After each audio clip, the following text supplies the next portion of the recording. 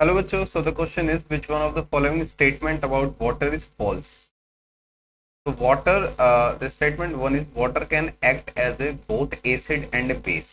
या तो हमें पहले false statement बतानी है, तो हम राइट कर लेते हैं कि हमें true statement नहीं बतानी, false बतानी. So water can act as both as an acid and a base. तो water क्या होता है? एक neutral molecule. तो ये स्टेटमेंट सही होगी. It can act as acid as well as base, क्योंकि वो न्यूट्रल है. ठीक है.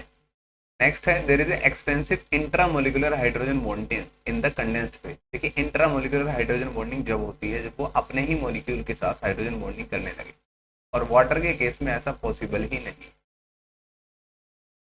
Is not possible. ठीक है, कि हाइड्रोजन ऑक्सीजन अपने ही हाइड्रोजन से हाइड्रोजन बॉन्डिंग करने लगे, क्योंकि इसमें वो डायरेक्टली कनेक्टेड. ठीक है. हाइड्रोजन बॉन्डिंग जो होती है वो इंटरमोलिकुलर हाइड्रोजन बॉन्डिंग. इंटरमोलिकुलर मतलब जब दो अलग अलग मॉलिक्यूल के बीच में हाइड्रोजन बॉन्डिंग होने लगे, इसको हम कहते हैं हाइड्रोजन बॉन्डिंग. इंटरमोलिकुलर. तो इंट्रामोलिकुलर तो कभी नहीं हो पाएगी, hence it is a wrong statement.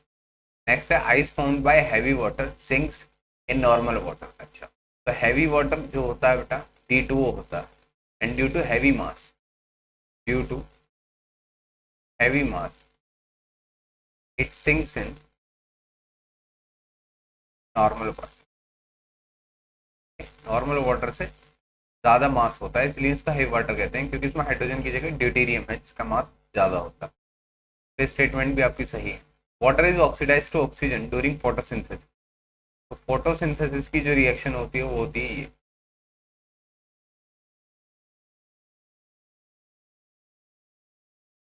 तो देखिए वाटर जो है वो ऑक्सीडाइज हो जा रहा है O2 में, तो ये भी स्टेटमेंट सही है. And the only false statement is option B, and option B is the correct answer. So I hope the concept is very much clear to you. Thank you and best of luck.